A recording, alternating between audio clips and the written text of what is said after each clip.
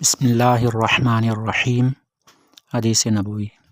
حضرت ابو ہریرہ رضی اللہ عنہ بیان کرتے ہیں، رسول اللہ صلی اللہ علیہ وسلم نے فرمایا، جس شخص نے کسی مومن سے دنیا کی کوئی تکلیف دور کی تو اللہ اس سے قیامت کے دن کی کوئی تکلیف دور فرما دے گا۔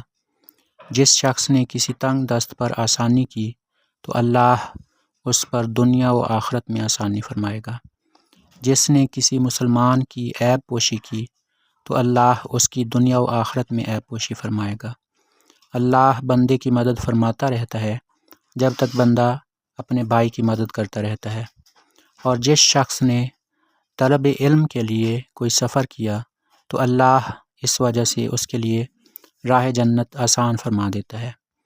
اور جب کچھ لوگ اللہ کے کسی گھر میں اکٹھے ہو کر اللہ کی کتاب کی تلاوت کرتے ہیں اور آپس میں پڑھتے پڑھاتے ہیں تو ان پر سکینت نازل ہوتی ہے، رحمت انہیں ڈھانپ لیتی ہے، فرشتے انہیں گھیر لیتے ہیں، اور اللہ اپنے پاس فرشتوں میں ان کا تذکرہ فرماتا ہے، اور جس کے عمل نے اسے پیچھے کر دیا تو اس کا نسب اسے آگے نہیں بڑھا سکے گا۔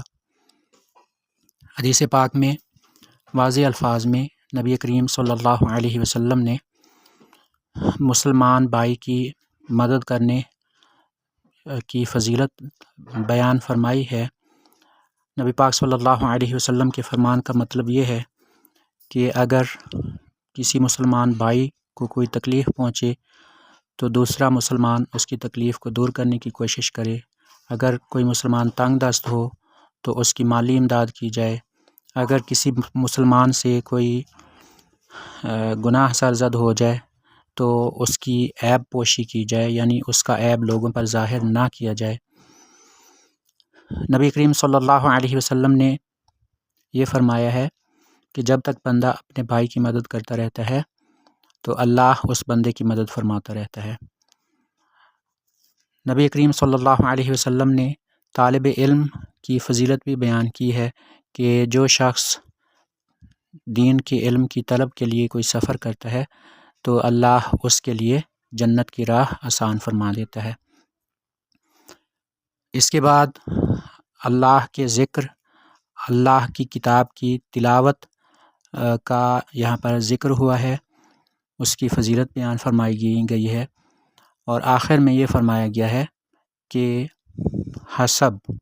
نسب جو ہے اس کا فائدہ اسی صورت میں ہو سکتا ہے کہ اس آدمی کا عمل بھی اچھا ہو، یعنی یہاں پر جو قومیں ہیں، جو ذاتیں ہیں، ان کا ایک دوسرے کے برتری پر کوئی ان ذاتوں اور قوموں کا عمل دخل نہیں ہے۔ ہاں، اگر بندہ اعمال کے حساب سے اچھا ہوگا تو اس کو کامیابی حاصل ہوگی۔ بہرحال نبی کریم صلی اللہ علیہ وسلم کے گھرانے سے محبت رکھنا اور ان کی فضیلت کو اپنے دل میں بٹھانا کہ واقعی وہ فضیلت رکھتے ہیں، یہ بھی ضروری ہے۔